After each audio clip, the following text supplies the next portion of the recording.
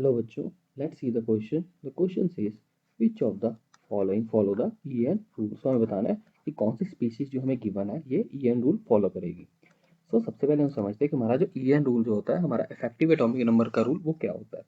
So EN rule होता है हमारा, it is in the terms of valence electron of metal, it is number of valence electrons on the metal plus number of electron pairs donated by the ligands. सो यहाँ पे हम देख सकते हैं कि हमारे पास दो तरीके के लिगेंड्स गिवन है.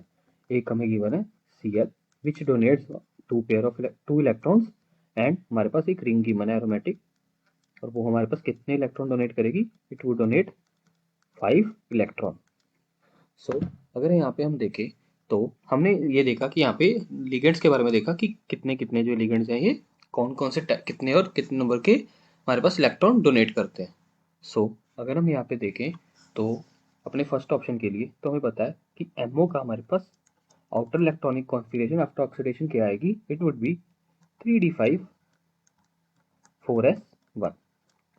सो सबसे पहले अगर हम अपने फर्स्ट ऑप्शन के लिए अपना EN रूल लिख के देखें तो ये क्या आएगा हमारे पास, ये आएगा हमारे पास EN would be equal to हमारे पास वैलेंस इलेक्ट्रॉन कितने MO के, it is 6 and number of electron donated by the 2Cl it would be 4 and number of electron donated by the ring would be 5. हमने अभी देखा इसको. And हमारे पास यहाँ पे 3 इलेक्ट्रॉन डोनेट होंगे due to this bond, triple bond. So अगर हम इसको कैलकुलेट करें तो हमारे पास ये आता है इक्वल टू 18 इलेक्ट्रॉन. सो यहाँ पे हम देख सकते हैं कि जो हमारा ये स्पीशीज है ये EN रूल फॉलो कर रही है. क्यों? क्योंकि इसके जो EN नंबर है ये नोबल गैस कॉन्फिगरेशन के इलेक्ट्रॉन्स के इक्वल आ रहा है. सो यहाँ पे हमारा ए ऑप्शन जो है वो बिल्कुल करेक्ट होगा.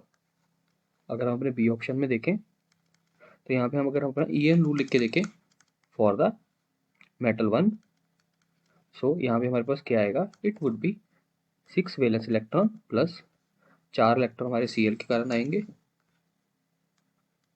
5 इलेक्ट्रॉन आएंगे हमारे रिंग के कारण एंड 1 इलेक्ट्रॉन आएगा हमारा इस बॉन्ड के कारण जो कि मेटल मेटल के बीच में है. सो अगर हम इसको सॉल्व करें तो हमारे पास क्या आएगा, this would be equal to 6 + 4 + 1 + 5 would be 60 electron. So यहाँ पे हम देख सकते हैं कि EN रूल फॉलो नहीं कर रहा. क्यों? क्योंकि इसके जो इलेक्ट्रॉन्स हैं वो नोबल गैस के इक्वल नियरेस्ट नहीं है. सो ये बी के भी गलत हो जाएगा हमारा बी ऑप्शन भी. सो अगर हम अपना सी ऑप्शन देखें तो इसके लिए अगर हम अपना EN रूल नंबर लिख के देखें तो क्या आएगा हमारे पास फॉर द मेटल 1. सो ये आएगा हमारे पास 6 वैलेंस इलेक्ट्रॉन. सो एक कंसेप्ट हमें और याद रखना है कि जब कोई लिगेंड जो वो ब्रिज्ड हो जाता है, लेट्स से ये हमारे पास अगर MO एंड MO गिवन है दो मेटल आपस में, और अगर इसका एक ब्रिज्ड लिगेंड के साथ जुड़ा है तो हमें पता है कि जो Cl है वो 2 इलेक्ट्रॉन डोनेट करता है मेटल को. तो 1 इलेक्ट्रॉन इस मेटल के पास जाएगा एंड एक इलेक्ट्रॉन इस मेटल के पास जाएगा. तो अगर हम MO के लिए देखें तो इसके साथ 4 ब्रिज्ड क्लोरीन जुड़े हैं. तो 4 ब्रिज्ड क्लोरीन एक क्लोरीन एक ही इलेक्ट्रॉन डोनेट कर पाएगा. तो यहाँ पे हमारे पास टोटल इलेक्ट्रॉन कितने आ जाएंगे MO के पास, इट वुड बी 4 प्लस एक 5 इलेक्ट्रॉन हमारे पास यहाँ से रिंग से आएंगे एंड एक इलेक्ट्रॉन आएगा हमारे पास इस बॉन्ड से. सो अगर हम इसको सॉल्व करें तो हमारे पास कितने इलेक्ट्रॉन हुए, this would be equal to 16 electron. So ये ऑप्शन हमारा गलत हो जाएगा.